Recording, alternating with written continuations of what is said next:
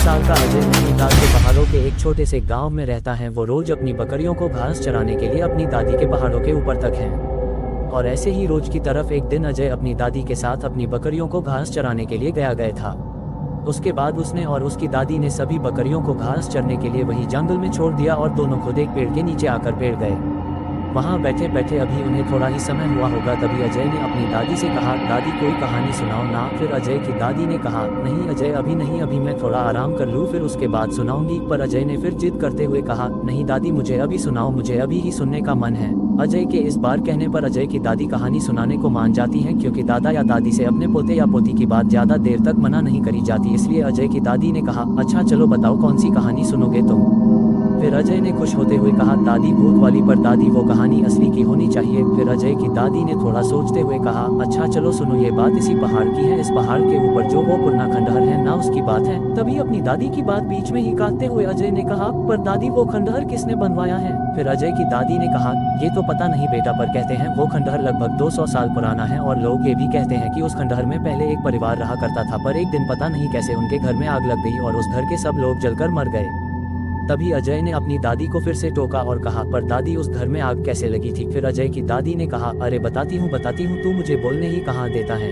फिर अजय ने कहा, चलो दादी मैं अब बीच में कुछ नहीं बोलूंगा। फिर अजय की दादी ने हल्का सा मुस्कुराया और कहा, बेटा ये भी नहीं पता, मगर कुछ लोग कहते हैं कि किसी ने रात में उस घर में आग लगा दी और दरवाजा बाहर से बंद कर दिया ताकि कोई वहाँ से बाहर ना निकल पाए। और फिर उस घटना के बाद कई लोगों ने उस खंडहर के पास एकदम जले हुए लोगों को घूमते हुए देखा और उनको देखकर ऐसा लग रहा था जैसे उनके शरीर में आग जल रही हो। तभी अजय ने फिर अपनी दादी की बात बीच में ही कटी और कहा, दादी किसी ऐसे इंसान की बात बताओ जिसने उन लोगों को देखा और उसके साथ जो वहाँ हुआ वो उसने सबको आके बताया हो। फिर अजय की दादी ने कहा, मैं अभी उसी घटना को बताने जा रही थी। मैंने पहले तुम्हें यह सारी बातें इसलिए बताई ताकि तुम्हें यह कहानी सही से समझ में आ जाए। फिर अजय की दादी ने अपनी बात जारी रखते हुए कहा, यह बात लगभग आज से 5 साल पहले की होगी। अपने इसी गाँव में एक राहुल नाम का लड़का रहा करता था। उस समय राहुल की उम्र लगभग 18 साल रही होगी और वो भी इस पहाड़ में रोज अपनी बकरियां चराने के लिए आया करता था। ऐसे ही एक दिन रोज की तरह वो अपनी बकरियों को चराने के बाद जब उन्हें घर वापस ले जाने के लिए ढूंढ रहा था तो उसे उसकी 3 बकरियां छोड़कर सारी बकरियां मिल गई। पर उसे उसकी वो 3 बकरियां कहीं नहीं दिख रही थी। पर वो लगातार अपनी बकरियों को ढूंढते हुए पहाड़ के ऊपर की तरफ चले जा रहा था। तभी उसे उसकी एक बकरी दिख जाती है। उसके बाद वो तुरंत भागता हुआ अपनी उस बकरी के पास जाता है और वो अपनी उस बकरी को डंडे से मार के नीचे की तरफ भगा देता है।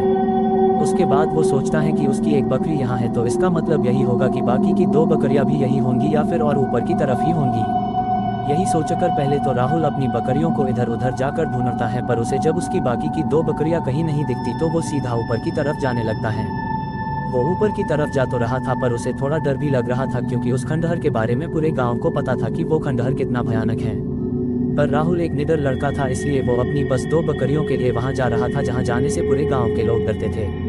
राहुल ऊपर की तरफ लगातार चले जा रहा था पर उसकी वो 2 बकरियां कहीं भी नजर नहीं आ रही थी।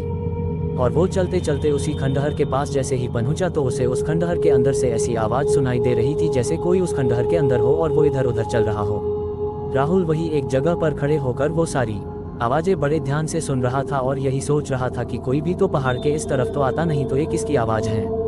आवाज सुनकर राहुल थोड़ा डर तो गया था पर वो वहां से भागा नहीं कोई, कि उसे ये भी लग रहा था कि शायद इसके अंदर ही उसकी बकरियां हो और वो आवाज उनके ही चलने की हो। वहीं पर खड़े खड़े यही सब सोच रहा था तभी उस खंडहर के अंदर से उसकी एक बकरी बाहर आती है। राहुल जैसे ही अपनी उस बकरी को देखता तो वो तुरंत अपनी उस बकरी के पास भागता हुआ जाता है और उसको भी अपनी डंडी से मारकर नीचे की तरफ भगा देता है।